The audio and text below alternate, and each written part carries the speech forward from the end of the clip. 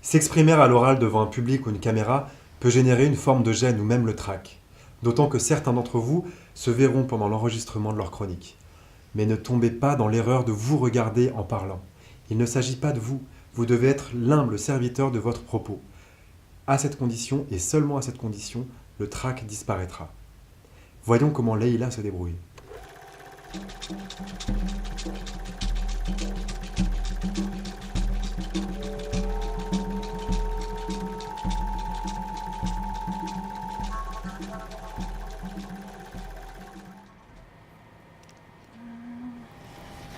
Donc je vais faire la critique du film Nous trois ou rien. Donc Nous trois ou rien est un film réalisé par Manouche Ertabi, Bayaz Kéron, qui est de formation humoriste. Il s'agit d'un film relatant le parcours de ses parents immigrés iraniens, du moment où son père est embarqué dans les geôles iraniennes du Shah, à l'arrivée de ses parents en France. Leïla, excuse-moi, mais à t'entendre, on dirait que dire cette critique est une corvée pour toi. Essaye de nous transmettre ce qui te passionne dans ce film. Tu as beau être assise, ce n'est pas pour ça que tu peux pas être captivante. Nous allons travailler sur l'ouverture générale de ton corps et sur la préparation du texte. À partir de ton texte rédigé, tu vas extraire les idées principales ainsi que les mots-clés que tu veux prononcer, mets ça au propre de manière très aérée sur une feuille et sers-toi de ce squelette comme d'un aide-mémoire.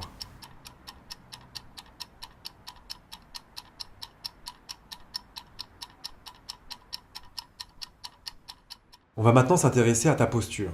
Tu es assise, mais il faut quand même que tu arrives à t'ouvrir vers la caméra. Par ce premier exercice, on va mobiliser l'ensemble de ton corps. Installe-toi bien au fond du siège, avec le dos calé contre le dossier. Souffle, inspire, bloque en apnée. Et là, monte tes bras et tes deux pieds et serre tous tes muscles au maximum, même les muscles du visage, très fort. Tout ça sur l'apnée. Quand tu ne peux plus tenir, relâche tout doucement l'expiration en rabaissant tes bras et tes pieds. Tu peux refaire cet exercice à 3 reprises. Entre chaque exercice, essaye d'accueillir les sensations. Maintenant, nous allons travailler sur la posture. Décolle ton dos du dossier et assieds-toi le plus en avant possible du fauteuil. Crée un trépied avec tes jambes et tes fessiers, sans que le poids se répartit équitablement entre ces 3 points-là. Il faut installer une verticalité. Ouvre ton thorax et imagine qu'une ficelle invisible vient chercher le sommet de ton crâne pour développer ta nuque. Porte le regard loin autour de toi et respire généreusement.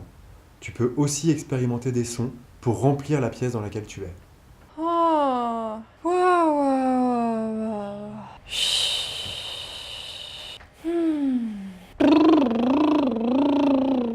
Ah. Voilà, j'aurais aimé aborder d'autres points avec toi, mais nous verrons d'autres thématiques dans les épisodes suivants. Maintenant que tu disposes du squelette du texte et que ton corps est en place, c'est à toi de jouer.